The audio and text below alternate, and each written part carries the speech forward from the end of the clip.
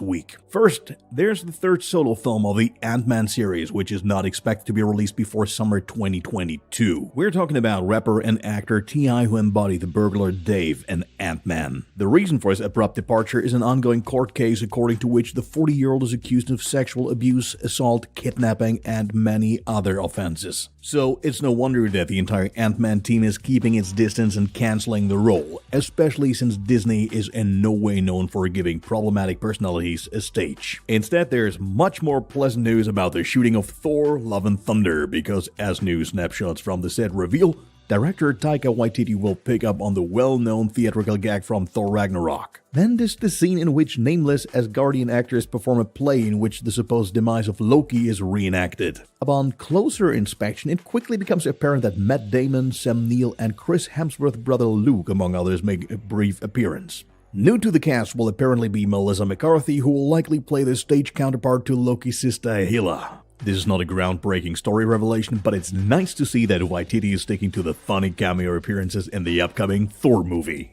Last but not least, actress Lupita Nyong'o expressed her views on the upcoming MCU adventure Black Panther 2. Despite the tragic passing of her acting colleague Chadwick Boseman last year, the 30-year-old actress is optimistic about the future during an appearance on Good Morning America. She said that great care is being taken by everyone to treat Boseman's legacy and his well-known role as king with dignity.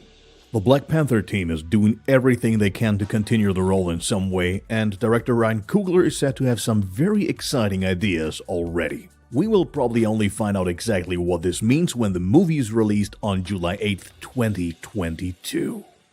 A couple of days ago, the news that a new Superman movie is in the works wasn't met with enthusiasm among all fans. The main reason for this is that Henry Cavill, who is very popular with fans, will no longer play a role in the film. The main character, Clark Kent, who he embodied, will presumably not be featured in the film either, because J.J. Abrams' latest project is apparently a reboot with a new story. Rumor has it that the comic book story about the African-American Superman Calvin Ellis could serve as the inspiration for the movie. Abrams says he's looking forward to a new, powerful, and also touching Superman story, which he and screenwriter Ta-Nehisi Coates will bring to the big screen. Also, Warner chairman Toby Emmerich is convinced that the Between the World and Me author has the potential to give fans a new and exciting take on Superman. Given Coates' previous works, which have been deeply critical of society, it seems likely that we will soon see the first African-American Superman in a film adaptation. What do you think? Does the Superman series really need to get revamped with a new lead character? Or would you rather have seen a sequel with Clark Kent and Henry Cavill? Drop us a comment down below and let us know.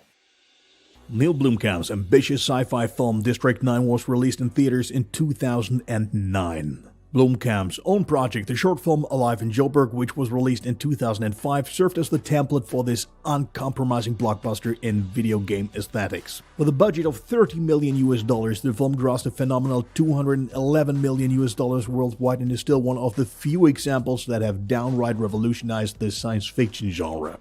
As the South African director announced on Twitter a few days ago, work on the sequel, District 10, is already underway and is being penned jointly by himself, Shariti Copley, and Terry Tatchell. Copley, who embodied the main role of Wickus in District 9, thus returns to the sequel to his then screen debut. Nevertheless, we shouldn't expect a release anytime soon because Blomkamp is known for working on several projects at the same time and thus slightly neglecting some of his films. No matter what, we are looking forward to District 10 and will keep you up to date with the latest news. So, feel free to subscribe and look forward to exciting news about movies and series now and in the future.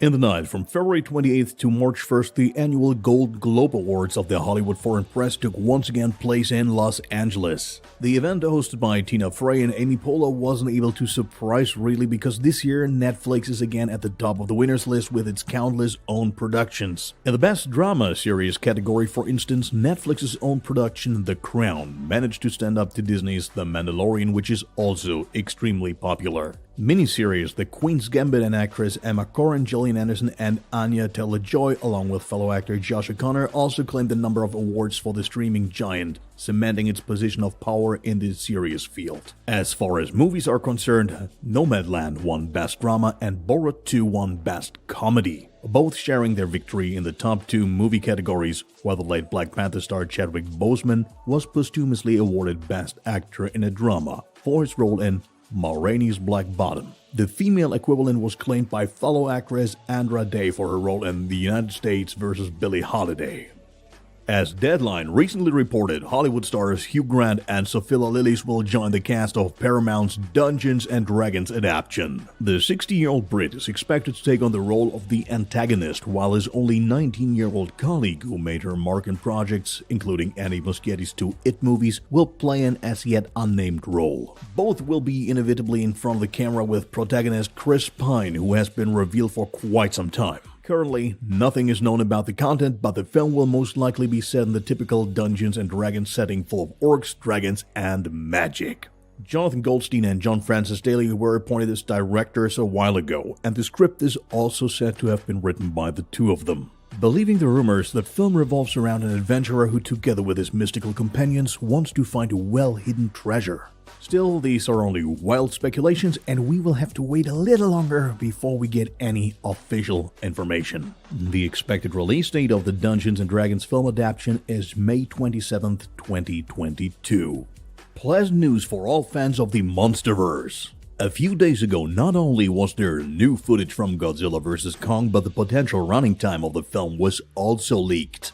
According to the French website Allociné, Godzilla vs. Kong is expected to run for 1 hour and 53 minutes, which would make it not only the shortest Godzilla movie, but also the shortest Monsterverse movie outright.